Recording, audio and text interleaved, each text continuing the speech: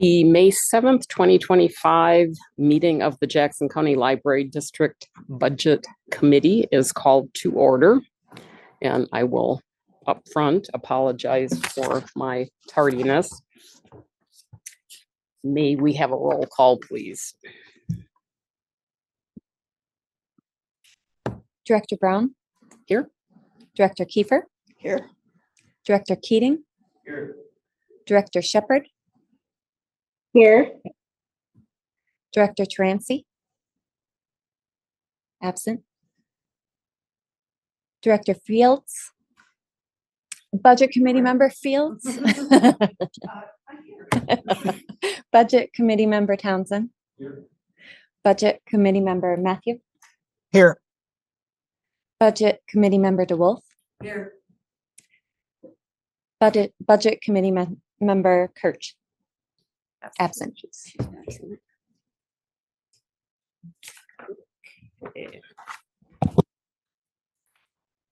Okay, so if you will join me in thought as I read the JCLS land acknowledgement.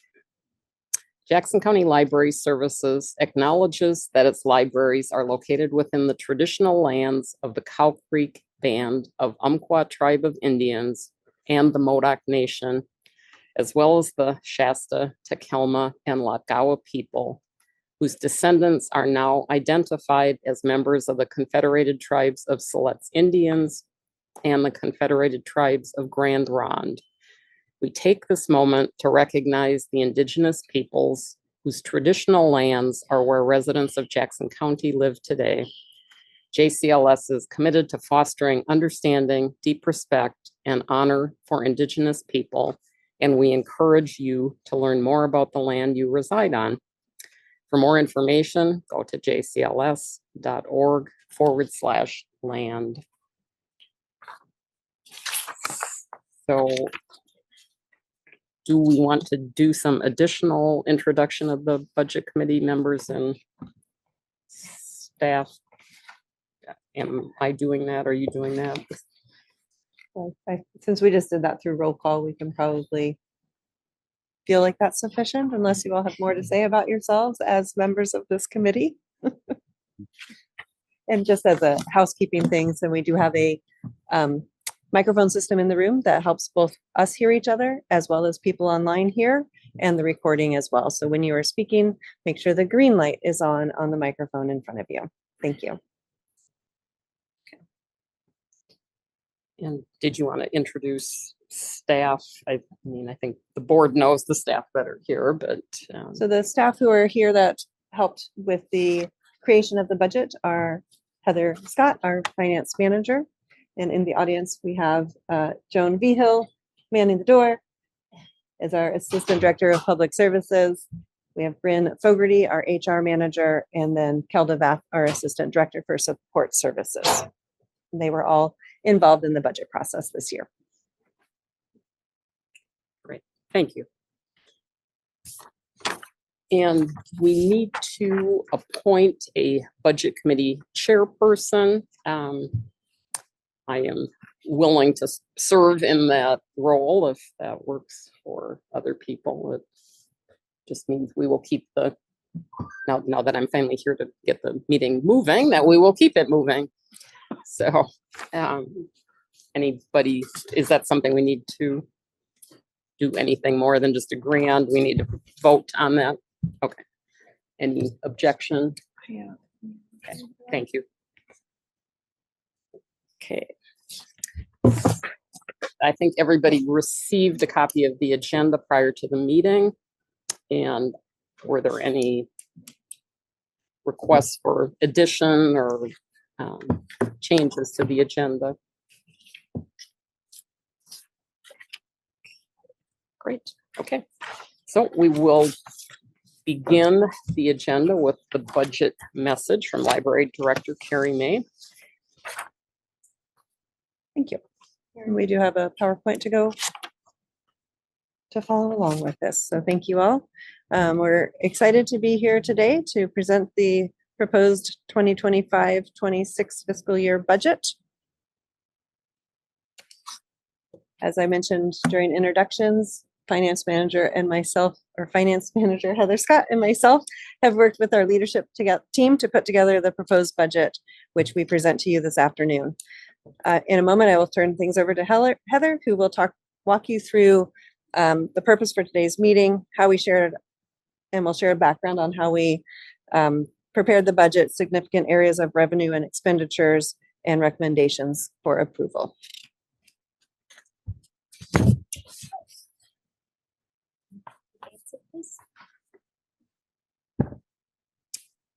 Okay, so first we'll just go through the process for today's meeting. The first step was to appoint the budget committee chairperson, which we just did. Then you'll receive the budget message and presentation. Then there'll be time to discuss the budget with any questions that you may have. And then we would accept any public input, which I don't, looks like we have somebody, at least one person in the office, I don't know, or office in the audience. I don't know if anybody signed up to comment today, but we will take care of that when we get there. And then the last step is to either approve the budget or schedule the second meeting for another or for further discussion if needed.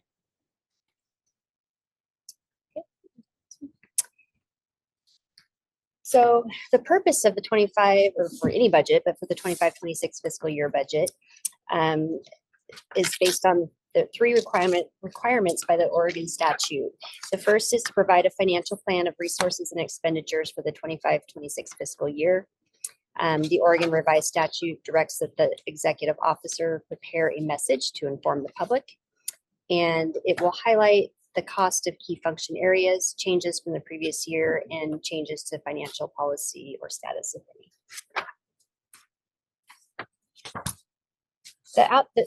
This outline.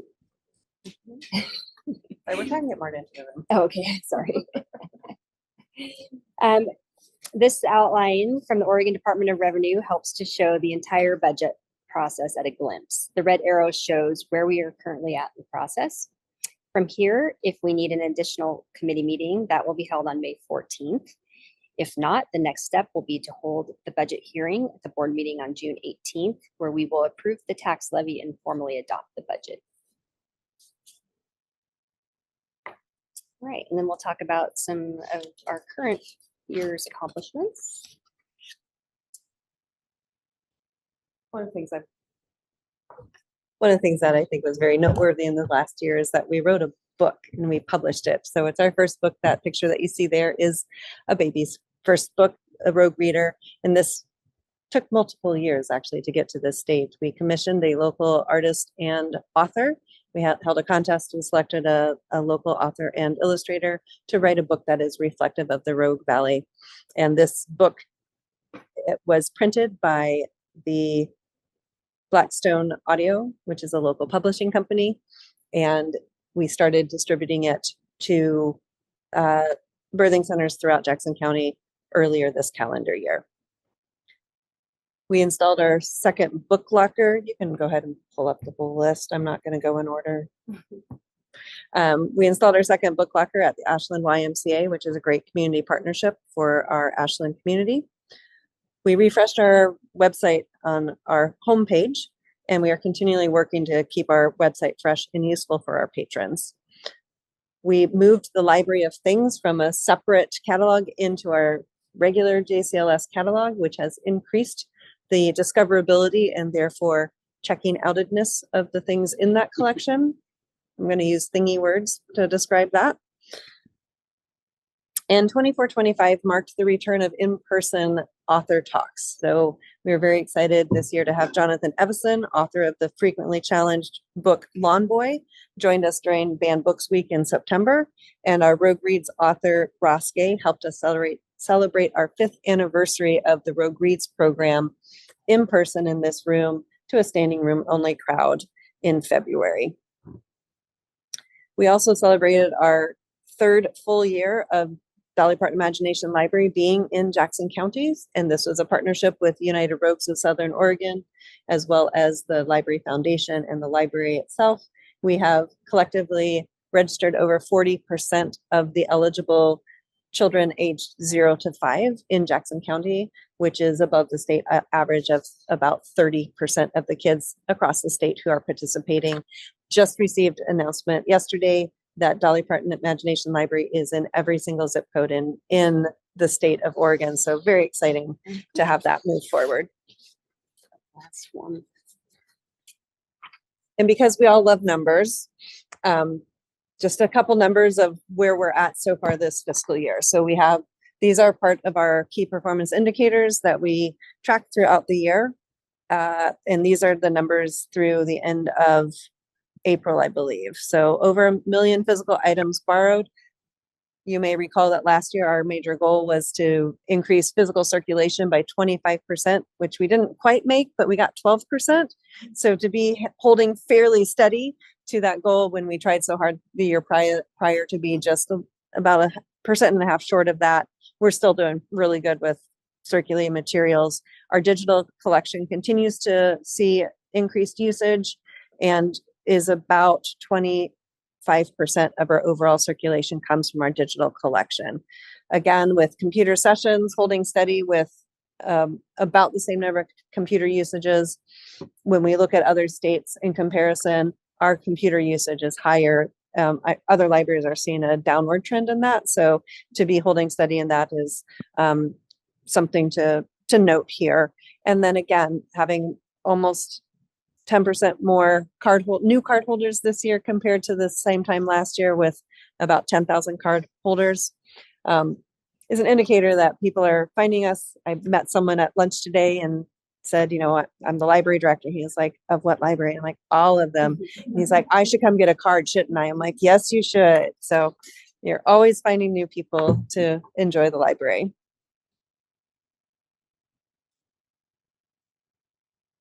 Yep. Oh, is this me too? Oh, it even has my name on it. So our budget supports our strategic plans. The 4 goal areas of our strategic plan are what you see listed there. So in that first goal area, to energize library services and resources, our focus for the fiscal year 26 is on collection maintenance and refreshing parts of the collection, particularly in our nonfiction areas. Our digital library platform and content, public art installations at the Medford and Ashland libraries, and enhancement of our outdoor spaces. In goal area number 2, to extend access to the library, our focus and priority is on updating our communications plan to the public and building awareness and marketing about the library, as well as removing barriers to access, both through technology and through language. The third goal area, to engage the community more fully, is to provide consistent and equitable access to library services to our focus populations, including rural, homeschool, and tribal communities, as well as outreach to Spanish-speaking populations. And our final goal area, to nurture the library infrastructure, we want to continue to be seen as an employer of choice and make staff our top priority while focusing on departmental alignment and providing opportunities for professional development. We are including opportunities for staff to serve on committees at state and national associations, as well as encouraging them to present at conferences. All right, now we will get into some of the numbers. So now we'll get into some of the numbers, starting with revenues. Using the district's historical data and reviewing Jackson County's revenue proposal, we determined an assessed value increase of 5.12%. This is higher than the annual required 3% increase, and this is including a projected 94% collection rate, which is also based on our history as well as the county's historical data. So we're projecting $15,765,000 in property tax, current year property tax revenues.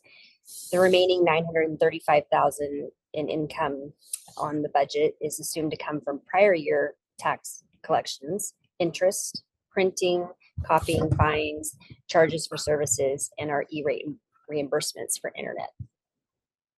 In addition, I'm sorry to interrupt. Were we using the 4% assumption at the last time we spoke, or has this gone up, or is it? we were using the 4% when we were looking at the 5-year forecast and trying to move forward that way. I believe last year's was also maybe just under 5%. I think it was 4.79, something like, yeah. In addition to the projected operating revenues, we plan to transfer funds from both the capital improvement reserve fund and the grants fund into the general fund. And since 2022, we've been required to allocate our interest income to those funds for our audit. But there's no reason to maintain that interest income within those funds. And so when we had our audit last year, I spoke with auditors about that, and they said you can easily move those funds back into the operating fund if you need to use them. But we hadn't done that in the past. So the accumulated interest from the previous years is approximately $800,000. And then the forecasted amount that will be allocated in 25-26 is $260,000. So the total transfer back into the general fund for the 25-26 budget year is therefore $1,060,000. Okay. So now we'll talk about expenditures. So this pie chart just kind of shows you by the major categories where our expenses go. Personnel services is at 11.89 million, or 66% of the budgeted expenses, which is in line with what other service-oriented organizations see as a percentage of total expenses. And I just wanted to note that 66% is if we include contingency. If we took contingency out, it would be 68%. Materials and services represents 5.56 million, or 31% of expenses. And that includes 1.5 million for library materials, which is also 8.4% of our overall budget. And we'll go into some more detailed expenses next. So we focus on the general fund, the operating budget here. Our operating expenses are sitting at approximately 17.5 million. This includes the personnel costs of 11.89. And this year that includes the 3% COLA increase. The district board approved the 3% COLA increase based on the information provided at the April 2025 board meeting. The budget also includes a one-step salary increase, which is a 1.5% increase. And that brings the total to a 4.5% salary increase. This also includes FTE of one new position, one new position, and we have 2 total FTE increases. And that other FTE is a combination of 4 positions that had either a slight adjustment up or down in their hours. And it also includes the cost of fringe benefits, taxes, and insurance and everything. Materials and services were considered and adjusted to present a fairly balanced budget. In addition to the operating expenditures, we've included $500,000 of contingency and a $250,000 transfer out to the capital improvement fund.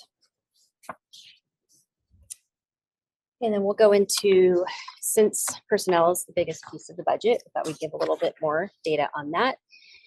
Bryn put together this analysis of comparative organizations' wage and COLA increases. And no, this is just on here. And this is a breakout. The next slide, when we go to that, we'll combine it and be a little easier to read. So the organizations represented here include 5 libraries, and they're all of comparable size and all in the Northwest. 3 of them are in Oregon. The remainder of the organizations are all within the state of Oregon and mostly within our county. We've masked the names on here because the 2025 data is proposed and not yet published. When looking at the step increases, we found that JCLS steps are smaller than the majority of these organizations at 1.5% a step. Therefore, other organizations may report a 1-step increase, but a higher percentage. Go to the next one, please. So this chart combines the data of COLA and step increases for the organizations that we had both pieces of that information for. And it gives the average total to compare to JCLS. The range shown here from 2021 to proposed 2025 is between 5.44% to 9.56%. From 2021 through this proposal, JCLS has ranged from 4.5% to 6.6%. Overall, we're coming in below the average each year, which we have also been able to maintain less than a 3% turnover rate. And it's important to continue to offer competitive wage and benefits package to keep our turnover rate low.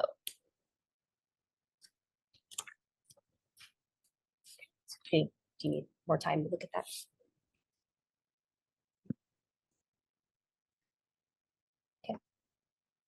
So as we move into the budget itself, and you all have the budget narrative and proposed budget in front of you, we broke out the budget both in the narrative and in the accompanying LB forms to match our organizational chart. So this is the structure of the departments that report directly to the library director, to myself.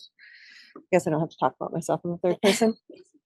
So the functional areas that are included in the budget narrative are public services, which would be the column on the left, support services, the third one over, and then community engagement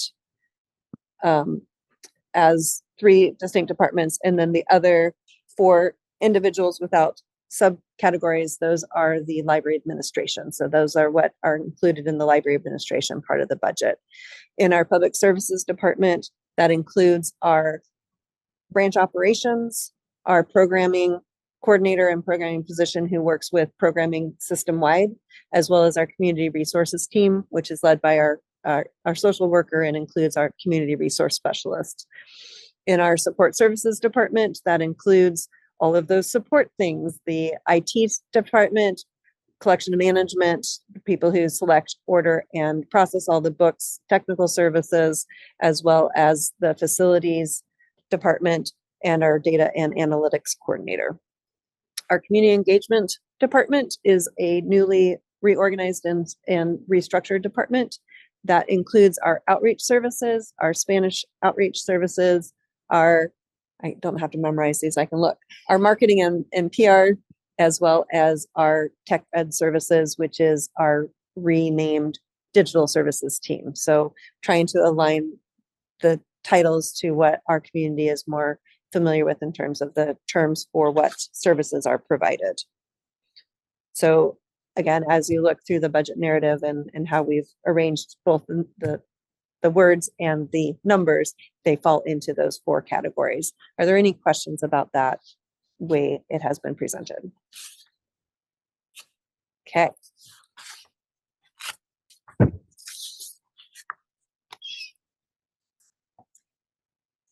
So some of the significant areas in the budget include the areas you see listed here. As Heather mentioned earlier, we have included $1.5 million for library materials purchases. The focus is on enhancing the physical and digital collections, updating our nonfiction as we have analyzed that collection. And we have budgeted to use grant funding to expand our digital library platform and content. So the 1.5 million is not all in the general fund. It includes, I think, about 400,000 out of the grants funds. Contract costs for the 3 contracts listed there, in addition to our new landscaping contract. The contract cost for those 3 contracts has increased 3 to 5%. However, both the county and the Pathways contract for custodial, the total dollar amount was lowered because we removed landscaping services from those contracts and started a separate contract for landscape services, that service started on April 1st. We also just want to note that utilities, we have to apparently cool this room off really well, and that costs money. But the cost of utilities have increased, and so we have budgeted accordingly in the fiscal year 26 budget.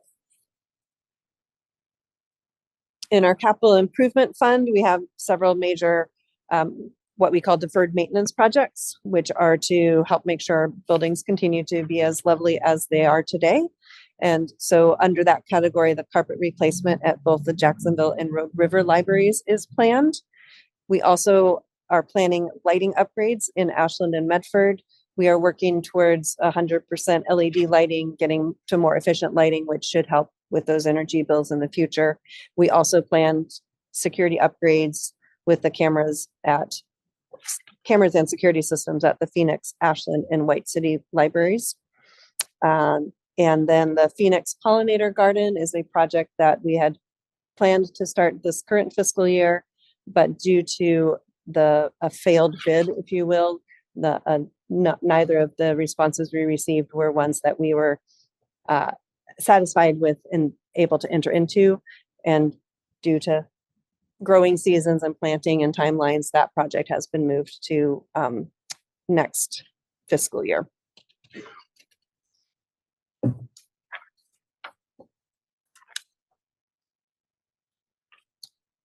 Planned expenditures out of the miscellaneous grants fund include support from our foundation and friends for library programs, building enhancements and improvements with furnishings and fixtures, as well as outdoor spaces. That Phoenix Pollinator Garden project, we do have some potential grant opportunities and fundraising with the foundation for that, as well as for the Dolly Parton Imagination Library. So in this category, both revenue expected from our friends and foundation and grant sources, as well as expenditures in those categories. We receive annually approximately $40,000 from the state library through the Ready to Read grant program to support early literacy. We also have a grant through the Holbert Trust, which provides approximately $130,000 annually to support services for youth ages 6 to 16 and mature learners, aka adults. I believe that is the highlight of those miscellaneous grants. Back to numbers. This chart provides another way to view our ending fund balances. So we are continuing to put funds into the capital improvement fund to renovate and upgrade our branches as needed. As you can see in the chart, in fiscal years 19 and 20, we did not have a miscellaneous grants fund, which is the purple line there on top. This fund was created in 21 to separate out and better track restricted funds to the district, including friends and foundation donations and restricted funds such as the Holbert Trust. So looking at this chart, the district is in a healthy financial position to start out the year. We anticipate the beginning general fund balance to be approximately $7.5 million, along with the beginning capital improvement fund balance of $4.75 million and grants funds balance of $3.8 million. Both the capital improvement fund and grants fund are projected to decrease during the 25-26 year. We have chosen to allocate more expenditures in those funds that provide the district with the authority to use those funds if needed. Our goal is to use the grant funds as they are given, and sometimes we receive more revenues than anticipated in those grants. This gives us the room to expand or to expend those revenues as received. We have earmarked $1.15 million in capital outlay from the capital improvement fund, as well as $350,000 in materials and services in this proposal. This also includes the decrease also includes the transfers out due to the moving the interest from the other funds into the general fund. Okay. Yeah.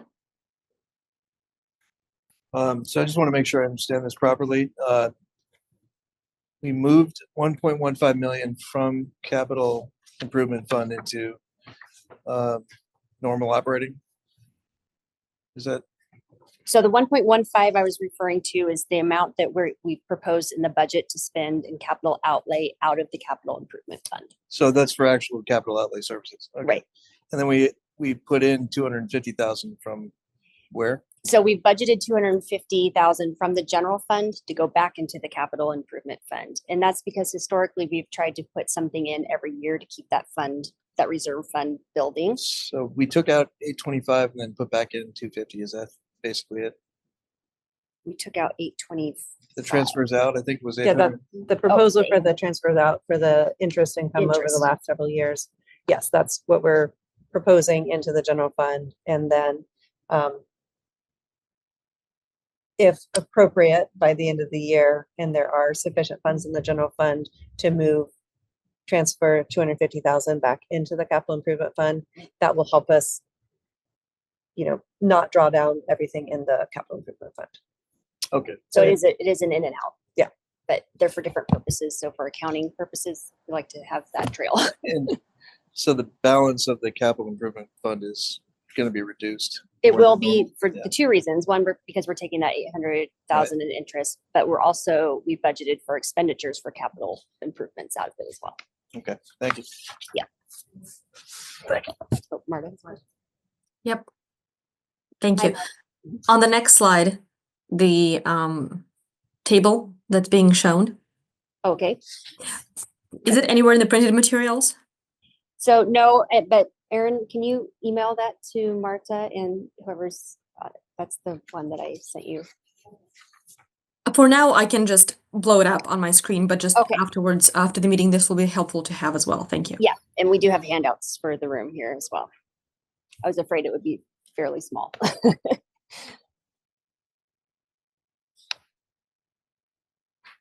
Okay, so what you're looking at here is the tool we use to predict our 5-year forecast. This includes the prior year budget, our March year-to-date actual results, and then our proposed our proposed 26 budget, as well as the next 5 years projected budgets based on generalized assumptions. So as you can see, the ending fund balance is still healthy through the end of fiscal year 27. It is projected to be below the district's policy of 4 months of operating expenses in fiscal year end 28.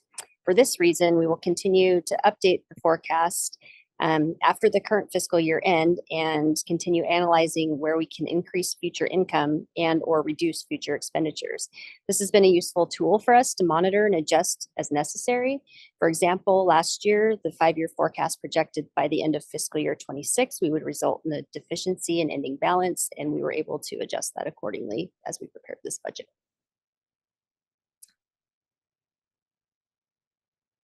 So this also, just to note, it breaks out, this is the required reporting format from the state of Oregon. So this breaks out the public services, support services, community engagement, and administrative services. And then under each of those grouping, it breaks out the personnel, materials, and capital outlay.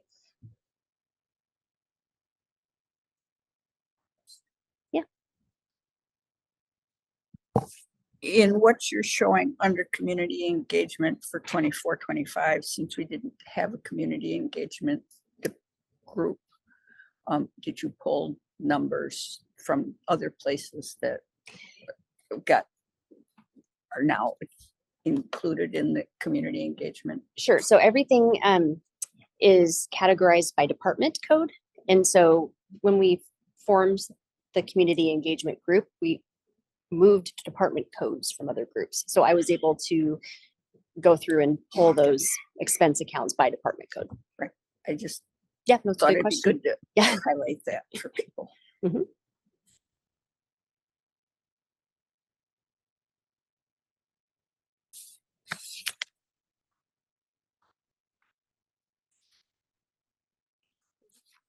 Well, the next section is discussions and questions. So I guess we can open that up for all questions. Send it out. Should there be anything, thank you. Should there be anything in capital outlay? I don't see it under expenditures. This is only the general fund. This is our operating okay. budget. So the capital outlay is Gotcha. in capital improvement fund, and that's in your budget narrative.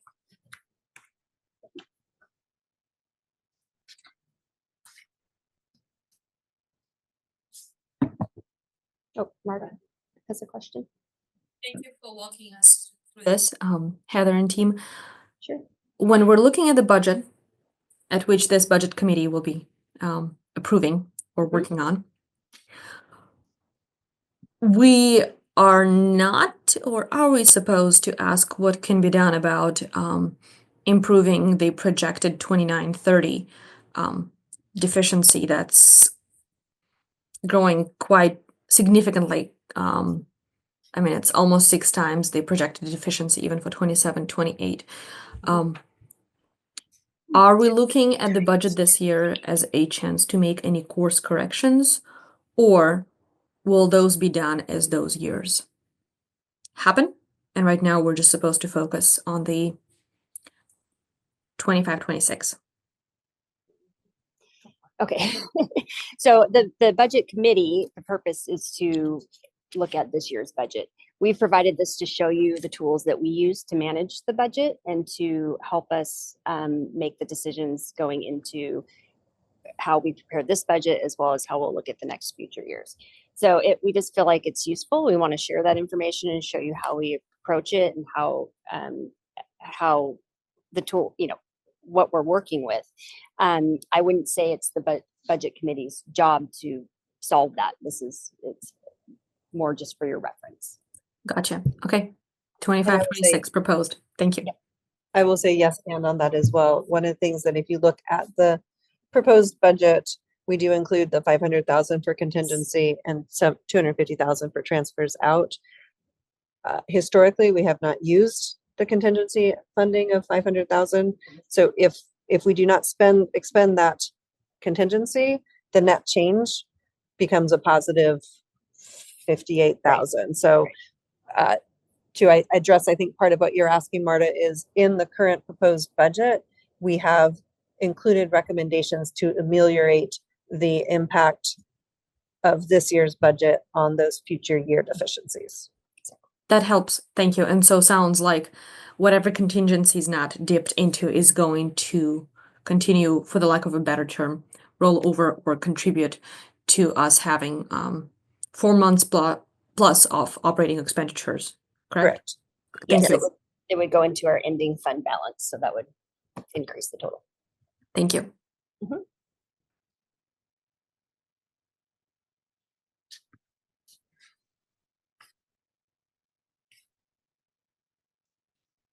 So the opportunity for questions and discussion here is on any part of the proposed budget. We tried to summarize at the high level through the virtual the presentation we just did, excuse me. However, if there are any questions, if you want to reference any of the forms in the budget document itself, we're happy to address any questions you have there, or to move forward.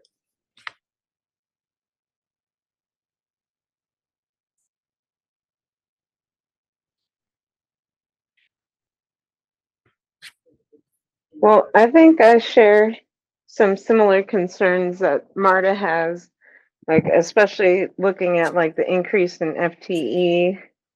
I understand the reasons for it, and I'm not trying to be opposed to it, but I'm just wondering, is that FTE sustainable? Because, again, obviously we're going to have budget concerns down the line, so I have more issues with adding FTE if we can't necessarily support that.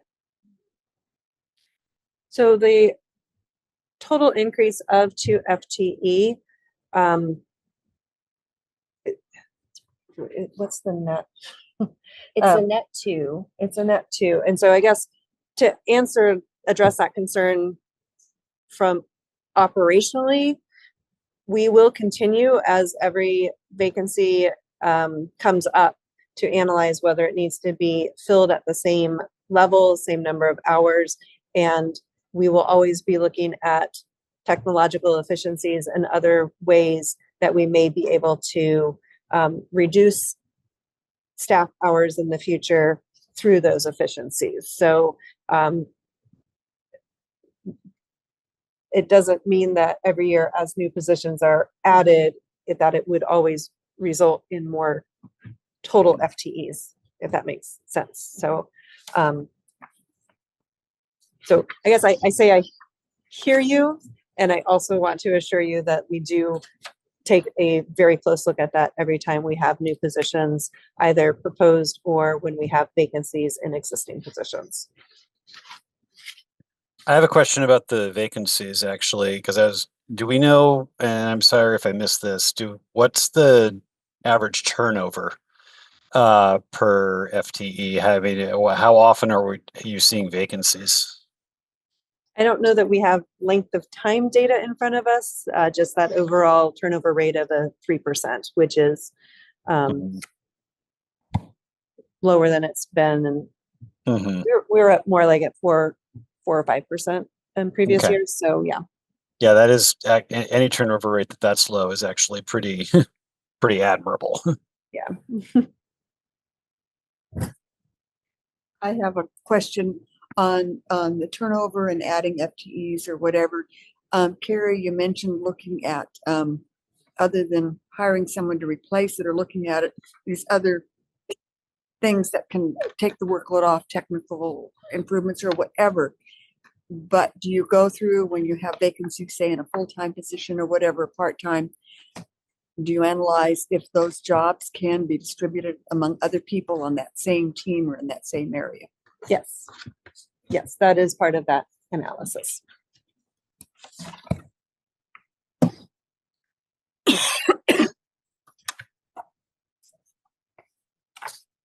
Kevin, Looking at the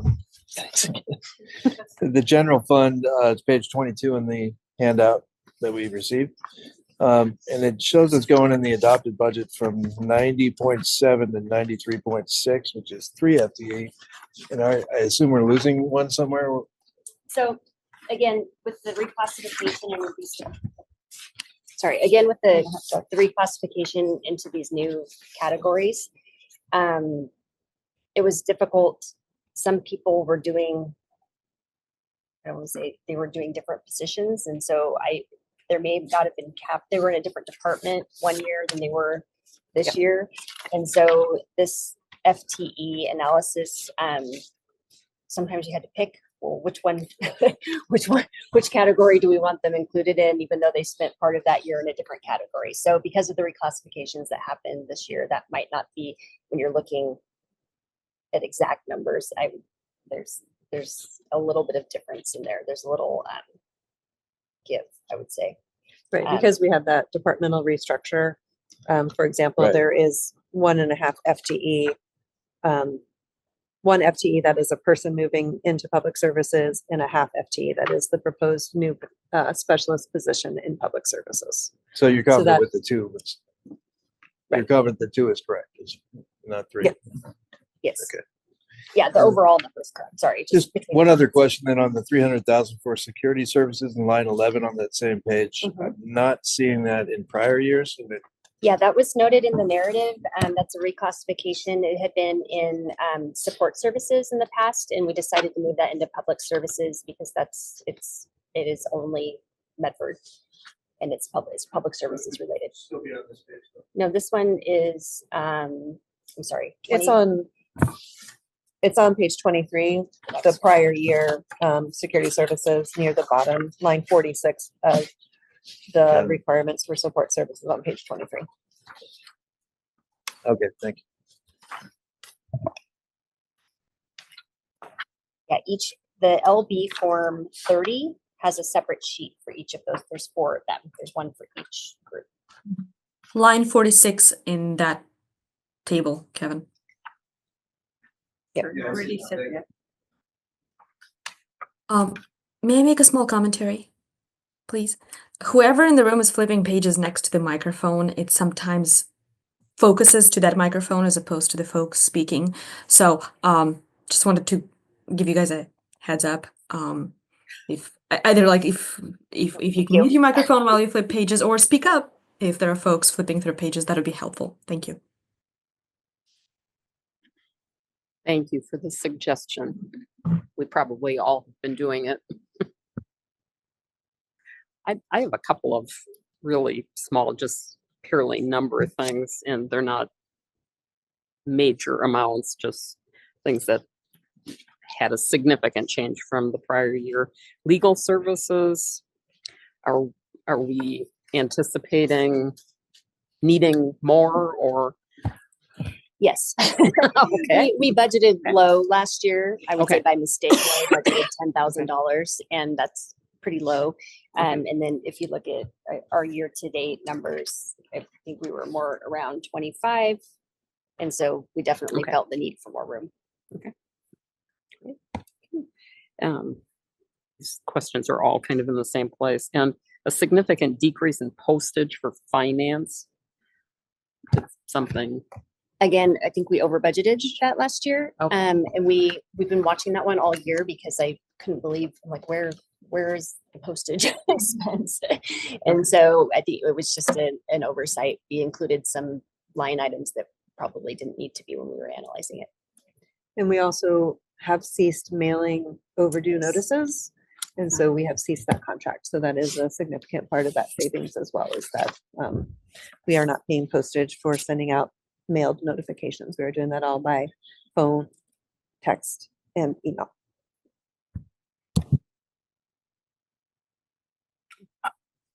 go ahead. I Susan. have a quick question. On page 23, LB 30, we have electricity, natural gas, garbage services, and then we have utilities. And I could think of water and sewer, but I couldn't think of anything more. What else goes in there? Phone. Seemed like a lot of Phone money service? for, oh, maybe phone. No, not phone. Phone No. would be an IT. Yeah, it's water, sewer, and I feel like there's one other like city fee that goes in there. And you notice we did break that out this year where we had budgeted it all under one line item last year. Actually, I just thought it was interesting that that was more than what we spend for natural gas, which provides most of our heat, I would think. Well, I would say the water, the irrigation causes the Yeah. water to be higher than water's usual. expensive. Yeah.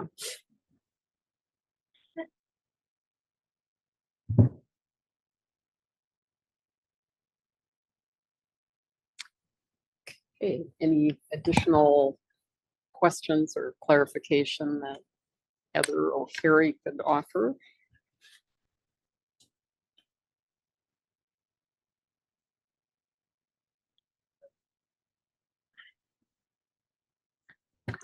This is kind of a more, I guess, high level and future planning question, but have y'all put any thought into like saving money aside for doing some of those improvements that we talked about, that we got from the consulting group?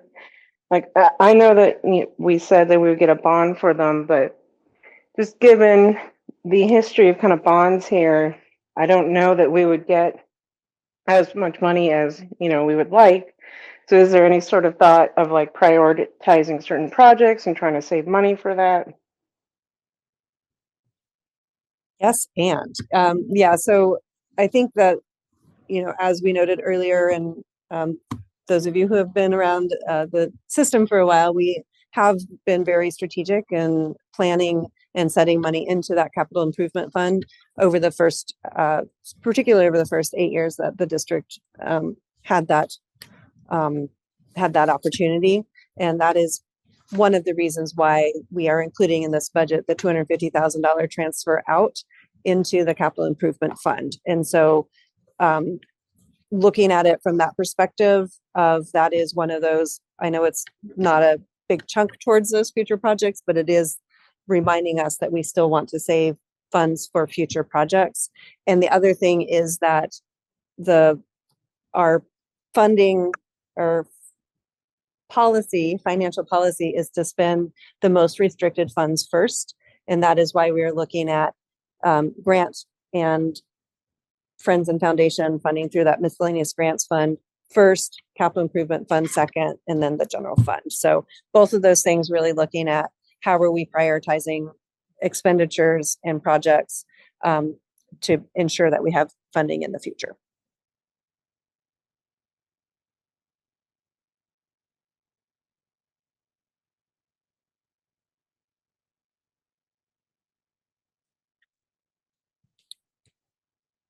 So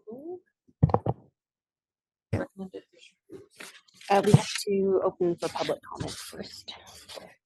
If we have anybody. Do we have anybody signed up? Is there anybody online that's? Okay. I don't believe we have don't any think we public do. online, do we? Or virtually? Nothing back Okay. there? Okay. And nobody signed up. Okay. Thank you.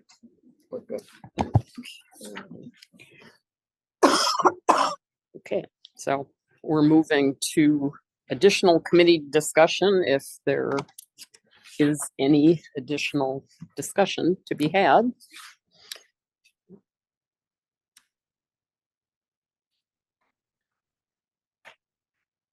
The last bit for us. It's either pages or microphone. Right. The last bit for us is to, excuse me. We need a motion to approve both the levy and the budget as proposed to move forward to the budget, or the budget hearing for being adopted.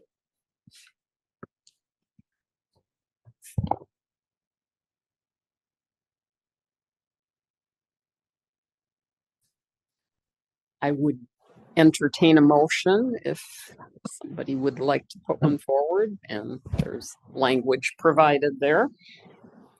I will make the motion according to the language there. Okay. I move the Jackson County Library District Budget Committee moves to approve the 2025-26 budget as presented. There was no modification suggested, and that the Jackson County Library District Budget Committee move to approve the permanent tax rate levy of 0.60 cents per $1,000 for the general funding of the library district in Jackson County.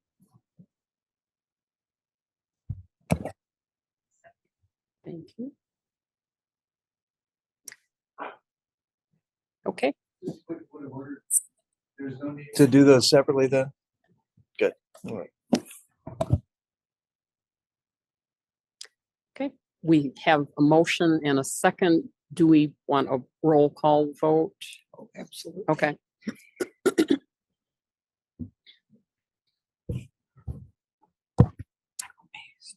Okay, Director Kiefer, Yes. Director Brown, Yes.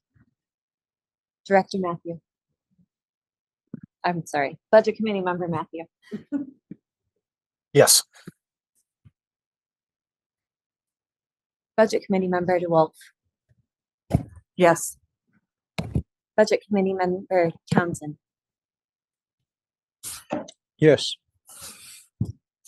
Director Keating, I'm gonna say no. Thanks. Budget Committee Member Fields, Yes. Director Shepherd, Yes. Director Trancy. Yes.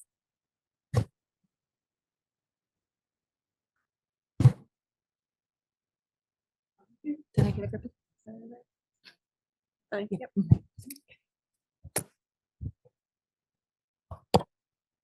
Okay, thank you. You want to go to the next? Do you want to announce the results? So the Don't have the count of, the the motion motion passed passed. 8-1. Okay. 8 yeses, 1 no. Thank you. So this was just the schedule finished today. We don't have a second meeting then next week. And then this will go to the board meeting on June 18th for hopefully be adopted.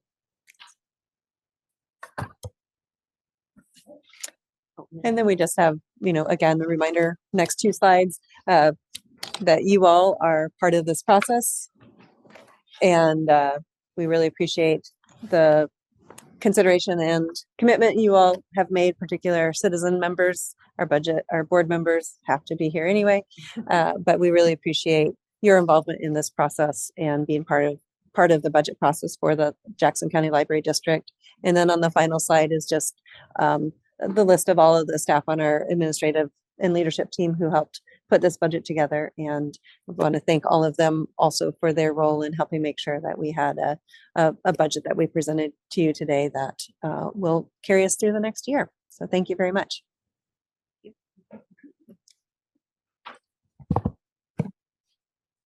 Thank you all, and the meeting is adjourned. Thank you, everybody. Thank you.